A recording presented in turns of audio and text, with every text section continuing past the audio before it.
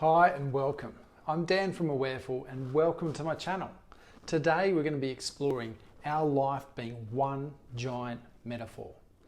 And it's interesting how metaphorical our life is, and by that I mean, everything is a metaphor. Our life is based on stories. How we see our life is a story that we have told to ourselves, capturing that moment with our vision, our creativity, our spin on things. And importantly, our emotional state is what has shaped it. Now, if you were to be told some wonderful news, maybe you got your job, maybe your partner did something special for you, your child or your friend, whoever.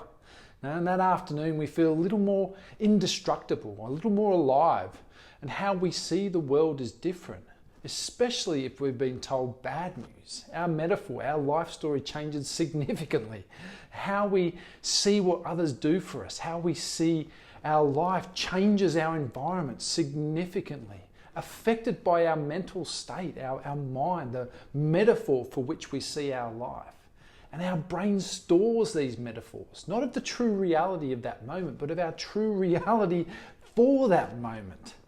It stores it not as it is, but how we think it is, given our emotional state. Now, I know this is a whopping generalization, and by that I mean it is trying to encompass our whole existence into one sweeping remark. But the reality is, how we are thinking and feeling matters. It matters so much to how we see and shape the world that is around us, our metaphor on our current existence. Now, one of my supervisors, Liz Barr, gave me this wonderful metaphor for these defining voices that we have in our head. On each shoulder is a bird, one a parrot, one an owl, and this parrot, the narrator, that wants to judge and compare, interpret, it just parrots on at you all day. We become so identified with this parrot chirping away, when in reality, it is just that, a parody. We can choose to listen and have this voice leave us feeling anxious and stressed about our world, or we can begin to rest every day as the wise old owl on the other shoulder. It doesn't do or say much, it just rests and watches as life changes. It doesn't get bought into every rustle in the trees, it just sits, widening its lens. We can get lost in the chatter of our parrot, which gets louder and louder when people have tested our mindfulness, like our wife or kids, family. These are beautiful testaments to that. These wonderful beings that have been put on our path to test our resolve, to push us into change, to frustrate us and get us emotional. And it's an interesting statement that I often hear so much, such and such got me so angry, such and such has ruined my life.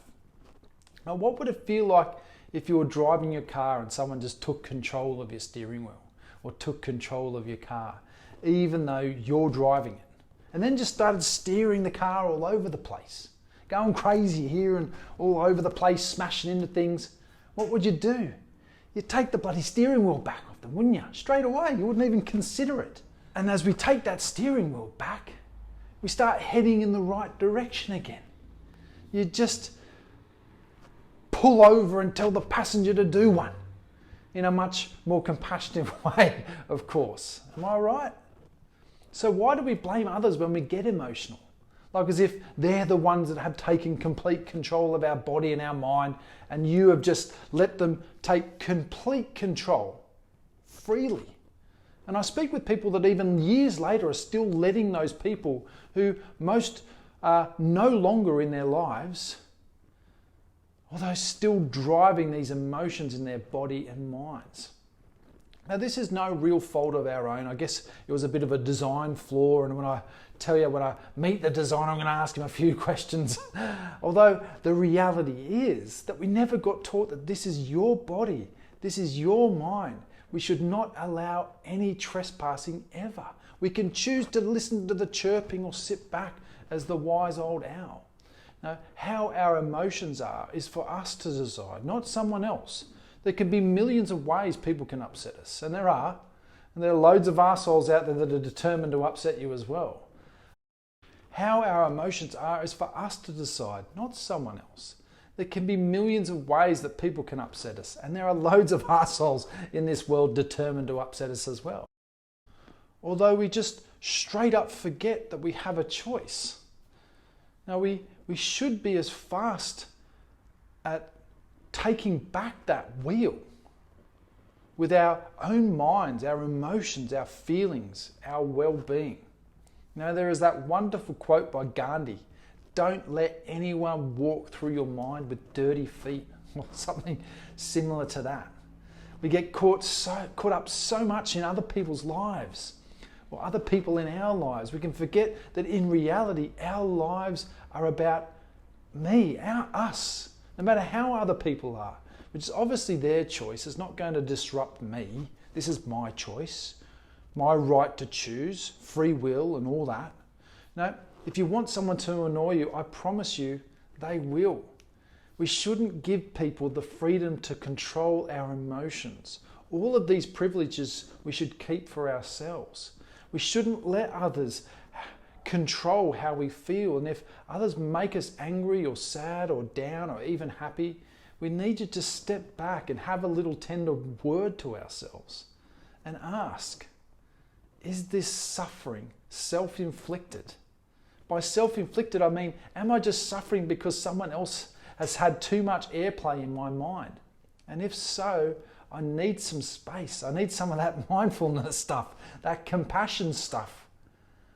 Now, meditation is such a wonderful thing, beyond any practice, this open space of arriving in the immediacy of this moment, or by recognizing that we are only of this moment, infinite string of moments. That when we meditate, we're just trying to see the truth, that life is as shallow as this breath. It's shallower. Although within that shallowness, the universe arises. And to get there, we just need to breathe and pause and listen openly. And we recognize my view on myself and the whole world is nothing more than just another idea, another metaphor. There isn't a real difference to be found. And meditation is the way to recognize this interdependence, this inseparability. And in this inseparability is the silence internally, beginning to soften the parrot, the chatter we find within the grey matter between our ears. And if we're always thinking about our reality, how can we ever really be living and experiencing when our life is based on description or our view on how our mind describes our life? Now, if you enjoyed this video, don't hesitate to like and subscribe or share it to people. I'd love to hear your feedback, of course, in the comments section. Now, what did you take away from it? Did it make much sense? Thank you so much for your time, and I hope to see you again on the next video.